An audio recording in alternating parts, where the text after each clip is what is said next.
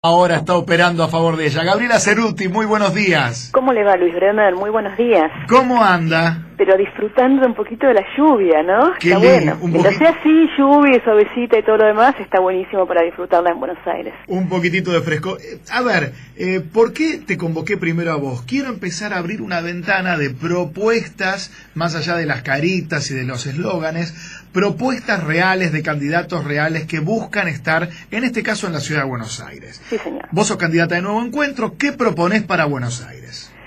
A ver, yo propongo para Buenos Aires que Buenos Aires vuelva a ser una ciudad donde vivamos bien y donde no discutamos solamente cuántos kilómetros de subte, cuánto hormigón, cuántos caños hay que poner, sino cómo hacemos para vivir bien. Viste que los candidatos no hablan generalmente de la gente, hablan de metros cuadrados, de las obras, claro. De obras, de cosas. Y la verdad es que si tenés que solucionar cosas en la ciudad no tiene ningún sentido ir hacia ningún lado que no tenga que ver con cómo hacemos para vivir mejor en una ciudad que es preciosa, que es riquísima. La ciudad de Buenos Aires tiene un presupuesto 10 veces más alto que hace 7 años atrás, cuando asumió Mauricio Macri, y la verdad que con toda esa plata, 85.000 millones de pesos anuales, se podría realmente tener una ciudad donde vivamos bien, donde efectivamente nos bajemos del automóvil, porque todos nos quejamos de los temas del tránsito y no hay manera de solucionar el tránsito si no nos bajamos de los autos. Ahora, para eso tenés que tener un buen servicio público como moverte. Vos no le podés pedir a la gente, no andes en auto, deja el auto y la opción que le das es bicicleta, ¿entendés? No, o sea, no existe. Digo, hay un inglés que dice que las ciudades desarrolladas no son aquellos donde todos los pobres tienen autos, sino donde todos los ricos viajan en transporte público. Bueno, sabés que a mí me extraña por momentos, esto no es que lo hablo a hurtadilla, sino que se lo he dicho al mismo Larreta y en su momento también por Twitter a Macri. Digo, es gente que tiene la posibilidad de viajar. Yo recién después de más de 30 años de querer viajar, el año pasado me fui a España a visitar a mi familia. Y en Madrid, llevar el auto particular al centro de Madrid, primero te cobran 50 euros, 600 y pico de mangos la estadía. Y segundo, que está mal visto. La gente tiene el auto para irse de recorrida por fuera de la capital. Es así, pero además lo que te dicen, digo, yo por suerte viajé mucho, viví en Londres unos años y todo, vos sabés que además es más cómodo estar sin el auto. Digo, en Roma no te podés mover en todo el centro de Buenos Aires y hasta en las afueras de Roma con el auto. Ahora podés llegar a todos lados con un servicio de transporte de colectivos o de subterráneos que es excelencia y que todo el mundo lo toma y que llega puntual y que llega a todos lados, porque acá el subte en los lugares donde funciona relativamente bien. Ahora vos tenés tan poca cantidad de vagones de subte, de formaciones de subte, que viaja todo el mundo amontonado y no se hace nada con una planificación, con un proyecto. Si vos extendés una estación, la línea del subterráneo, tenés que poner más subtes porque va a subir más gente. Claro, más frecuencia, lo que pasa ahora con la línea B. De vagones, digo, esto es así, hay que hacerlo todo como un plan. Si haces el Metrobús, no está mal. Ahora el Metrobús tiene que salir y llegar de alguna estación de transferencia, donde vos te bajás del Metrobús y te tomás lo que sigue para ir al otro lado. Bueno, eso pasa en Londres, ¿no? Que uno saca como un pase y puede tomar colectivos y subtes. Es carísimo, además, el subte, hay que decirlo, en Londres, si uno sí, es caro, pero terminás vas en colectivo cuando tenés que usar algo. Bueno, colectivo es una palabra argentina, vas en ómnibus cuando tenés que usar algún otro medio de transporte. También te puedes mover en muchas ciudades mejor en bicicleta. La verdad es que la ciudad de Buenos Aires no está todavía puesta para que uno se mueva en bicicletas y hay que hacer además un cambio cultural en el cual, digo, no tengas que ir a trabajar de traje, no tengas que ir a trabajar con determinadas cosas que hace que sea muy difícil moverse en bicicleta, salvo para los estudiantes, para la gente joven o para quien lo hace como una manera de pasar el tiempo. Te digo algo, Gabriela, que puede sonar un poco gorila, no me importa, digamos, ya cuando uno pasa los 35 años le va importando algunas cosas cada vez menos. No descubrí más anarquista que un ciclista. Salió en rima y todo, tipo versito. A mí me atropellaron ya creo que 5 veces por la famosa mano y contramano. Digo, si una calle es mano a la derecha, no hagas una bicisenda mano y contramano porque en algún momento alguien va a terminar embestido. Cosa que pasa todos los días y se dice bastante poco. Mira, yo lo que creo es que hay dos cosas con el tema, digamos. Primero, los fundamentalistas de cualquier aspecto siempre son un plomo y es algo difícil para la convivencia en la sociedad. Sí. Aquellos que han peleado por tener un lugar con sus bicicletas en la ciudad y que de alguna manera algunas cosas han conseguido, se creen hoy dueños de la acera. Y la verdad es que la acera y el espacio público, primero el dueño es el peatón, y esto es lo que tiene que quedar claro. Siempre el dueño de la acera es el peatón, antes que de la bicicleta, antes que del auto, antes que del taxi y de todo. Bien. También es cierto que las bicisendas están mal hechas. no van y no llegan a ningún lado, están hechas en calles donde vos tenés la bicisenda de un lado y el contenedor del otro y entonces no tenés lugar para pasar con los autos, están hechas mano y contramano, lo cual dificulta mucho para el que va caminando que se lo choque, o además tenés hecha la bicisenda en lugar donde, por ejemplo, si querés ir caminando con el perro no tenés otro lugar que la bicisenda y entonces hace que los ciclistas encima se enojen y todo lo demás. Por eso te digo que cuando hablamos de la ciudad hay que hablar de la convivencia en la ciudad y de cómo construir una comunidad que implica todo esto. Tenemos que volver a hablar, aunque suene gorila, como vos decís, de la noción de deberes y de responsabilidades en la ciudad. Se perdió, ¿no? Se perdió un poco la frontera. Digo, no me quiero poner en esos discursos que suenan hasta viejos de deberes y derechos, pero en algún punto entender que la convivencia tiene fronteras y que obviamente uno debe respetar al otro y el otro debe respetarlo a uno, es como una base educacional que siento que por momentos se perdió en la anomia. Yo creo que la búsqueda de la consagración de una cantidad de derechos nos ha vuelto de alguna manera una sociedad muy individualista.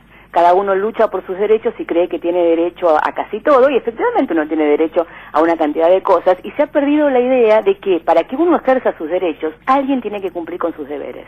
Siempre. No existe si no, ¿entendés? Si no sería efectivamente una sociedad anarquista donde no hay contrato social, no se puede vivir en comunidad. Claro. Obviamente el primero que tiene que ejercer sus deberes es el Estado. Entonces, si yo te digo tenés que sacar la basura separada en origen, te tengo que mostrar que la estoy recogiendo separada, claro, y que alguna parte la voy a reciclar y otra no. Si yo te insisto en sacar la basura separada en origen y después paso con un camión y tiro todo junto adentro, la verdad es que te estoy estafando. Entonces, para que la gente cumpla con sus responsabilidades, primero las tiene que cumplir el Estado. Si la plaza queda divina, vos la tenés que cuidar. Ahora, tenemos que tender a las dos cosas. A que el Estado te ponga la plaza divina, porque el espacio público es el lugar democrático por excelencia en una ciudad, y a que después cada uno nos hagamos responsables de cuidar esa plaza. Bien, ¿qué otras necesidades hay en la ciudad que vos ves? Digo, el Arroyo Vega, todavía no se resolvió esa situación, las inundaciones en Belgrano, la Villa 31, mal llamada. Hay dos temas centrales para mí en la ciudad de Buenos Aires. Hay un tema en que ha surgido últimamente que a mí me parece gravísimo y que no está suficientemente difundido, y no es un dato menor, que es que ha crecido la mortalidad infantil en la ciudad de Buenos Aires. Es la única ciudad del país que, a contramano de lo que sucede, no solo en la Argentina, sino en la mayoría de Latinoamérica, ha crecido el índice de mortalidad infantil. ¿Y eso por qué? Porque la proximidad a los centros asistenciales en la ciudad, supongo, es mucho más directa que en cualquier otro distrito. Mira, lo más escandaloso del tema es que lo que dicen las estadísticas del gobierno de la ciudad de Buenos Aires es que ha surgido por causas, lo que se llaman causas evitables, que son aquellas causas que se pueden resolver con una mínima inversión en infraestructura de salud. Por ejemplo, faltan enfermeras en los hospitales y en las salas de neonatología.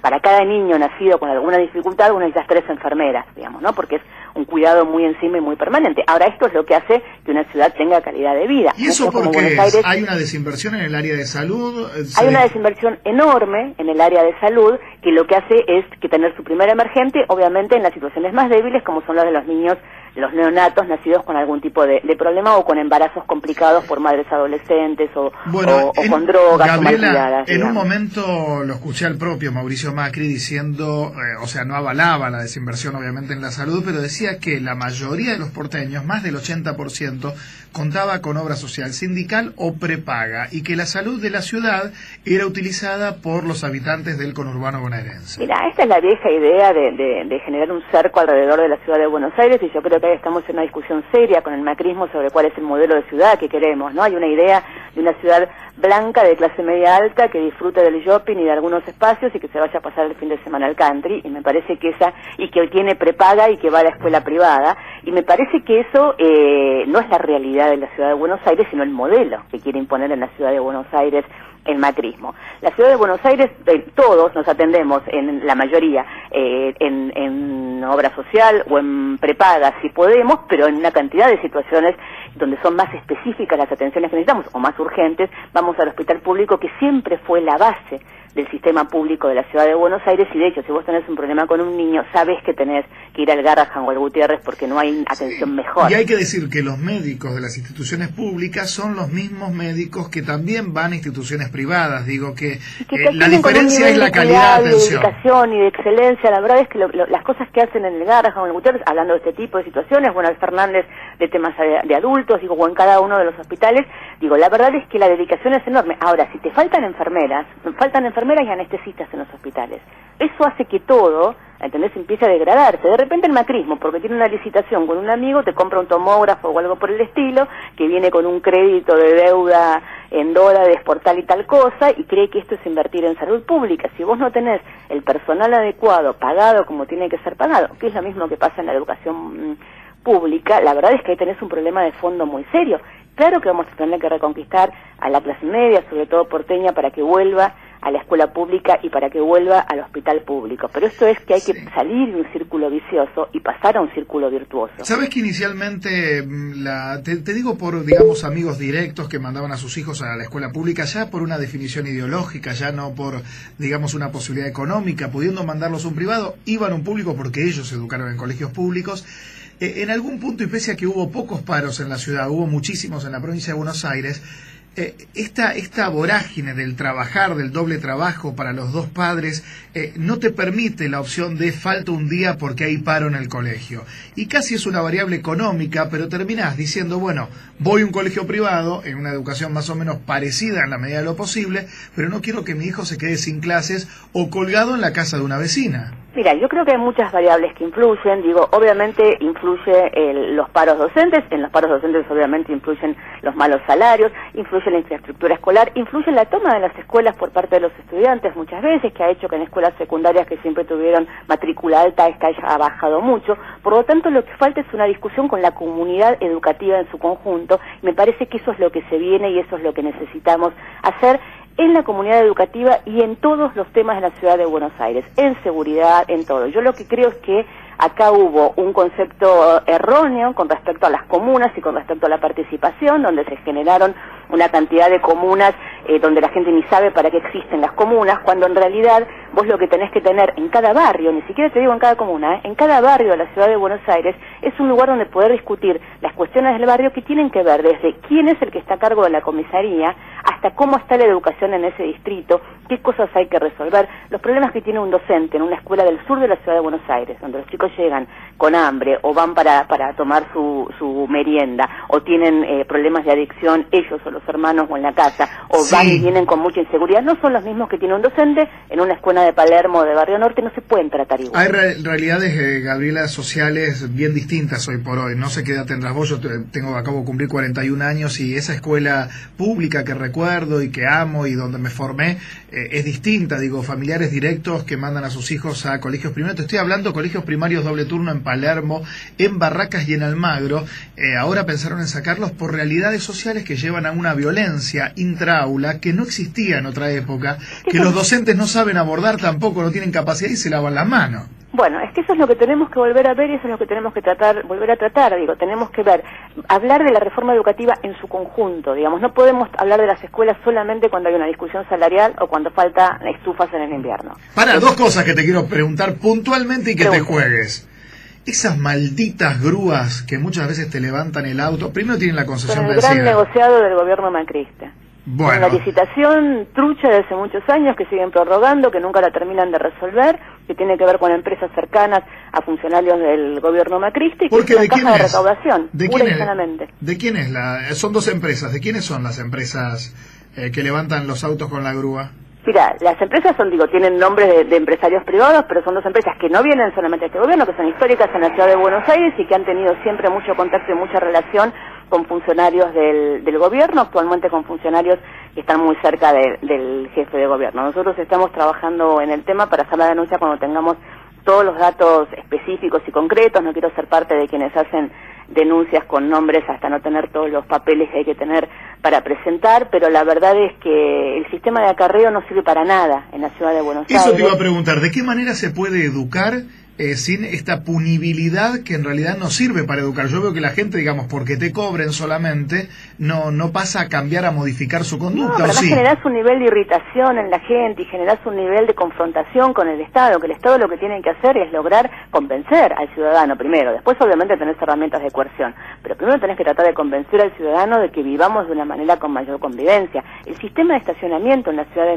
Buenos Aires está pensado solamente para recaudar, y ese es un problema serio que tenemos. Cuando quieren meter ahí el tema de los trapitos, en realidad, parte de lo que le molesta al gobierno, hay un problema con los trapitos que tienen que ver con las mafias en los trapitos, las canchas de fútbol, todo, la violencia, todo lo que vos quieras, Ahora, Uruguay, por ejemplo, Montevideo, tiene un sistema por el cual gente en situación social de riesgo es incorporada por el Estado a trabajar como empleados públicos, que son los que de alguna manera ordenan el estacionamiento en las diferentes calles. Porque el estacionamiento medido, que pasó la ficha de 1 a 4, y todavía no se empezó a cobrar, pero ahora en marzo empieza, y la ficha va a estar a 4 pesos por hora en la ciudad de Buenos Aires, y cubre toda la ciudad de Buenos Aires. Para estacionar en tu barrio vas a tener que pagar 4 pesos por hora. Y si no viene la grúa, y para retirar el auto tenés que pagar lo que tenés que pagar. Entonces la verdad es que está pensado sencillamente como una de las grandes cajas recaudatorias del gobierno de la ciudad, y no está pensado con la idea de sentarlo, como decíamos,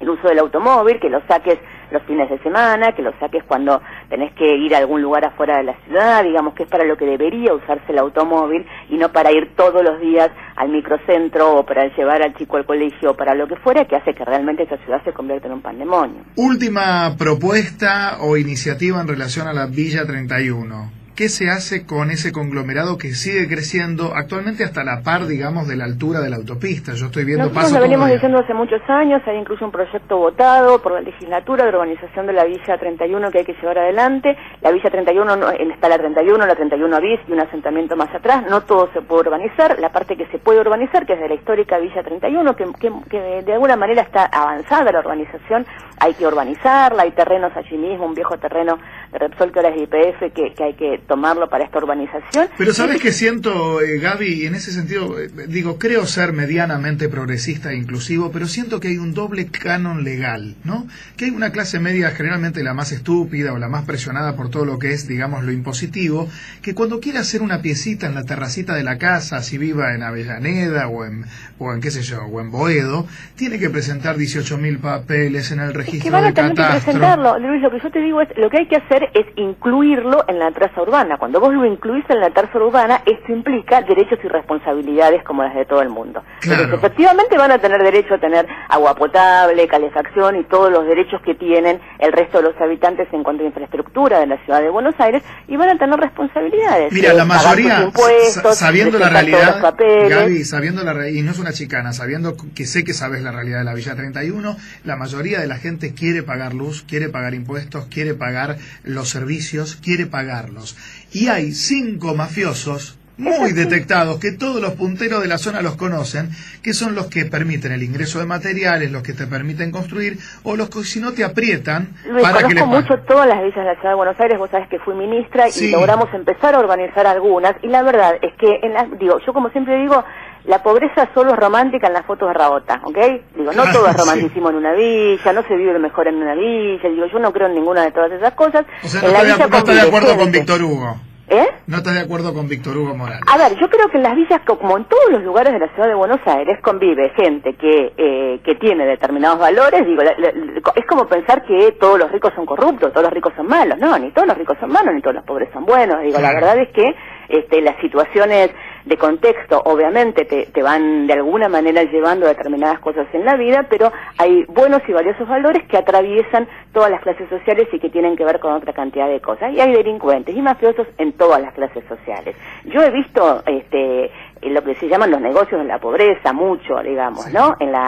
O las estrategias de supervivencia en la pobreza, que muchas veces tienen que ver con lo delictivo, digamos, o con lo clandestino, y me parece que ahí es donde el Estado tiene que ponerse fuerte, y llevar adelante un plan de urbanización significa darle su vivienda, sus cloacas, su gas, a aquellos que tienen el derecho a tenerlo, porque vienen habitando allí hace muchos años, porque de hecho en muchos casos han pagado sus servicios, porque vienen dando una pelea por estos temas, y dejar de lado y terminar con todos esos negocios de quienes construyen con los ladrillos que le da el Estado para subalquilar la pieza a cifras millonarias para lo que es una villa, o que le roban al vecino, o que toman un terreno para después lotearlo y venderlo. Digo, todo eso existe, Sí. y el Estado tiene que ponerse muy fuerte. Mira, ahí. En el teatro hay una maravillosa obra que es la ópera de los 3 centavos, donde justamente hay una persona que organiza a los más diferentes discapacidades para que vayan a pedir para él, y él recauda esa plata.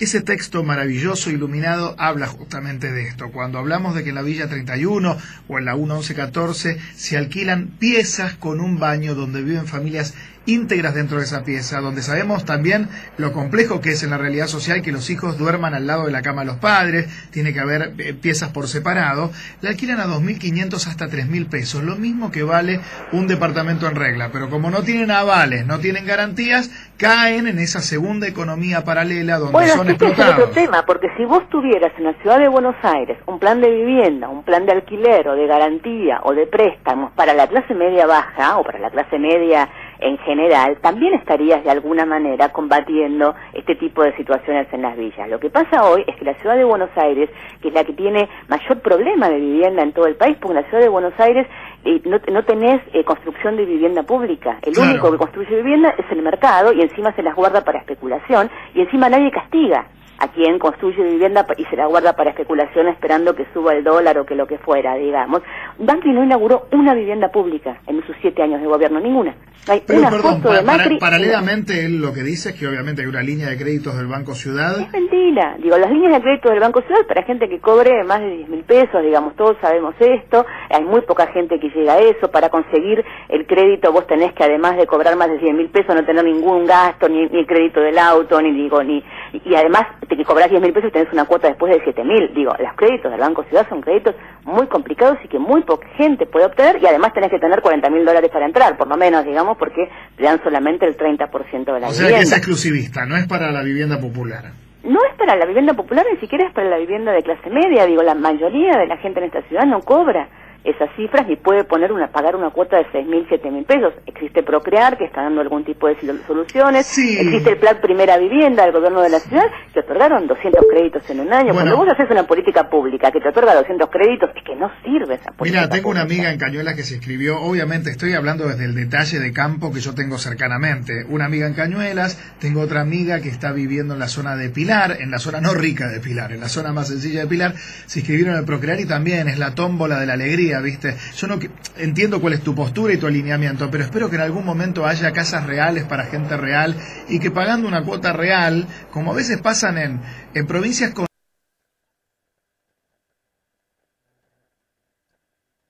líneas ideológicas distintas a mi forma de pensamiento, y yo digo, pucha, todo lo demás está mal, pero la gente pagando una cuota de 900 mangos por mes, bueno, pero es el resto de su vida tiene su casa. Los de mi generación, sabíamos que podíamos acceder a una casa porque estaban los créditos del Fonavio, porque estaban los créditos del hipotecario, porque estaban créditos donde vos podías pagar una cuota por 45 años, que es esas cuotas eternas, qué sé yo, a un precio razonable. ¿Qué es lo que sucede en todo el mundo, digamos? Vos tenés créditos accesibles a una cantidad de cuotas y a un interés accesible. La verdad es que la ciudad de Buenos Aires, mira, hay un dato que es muy paradójico.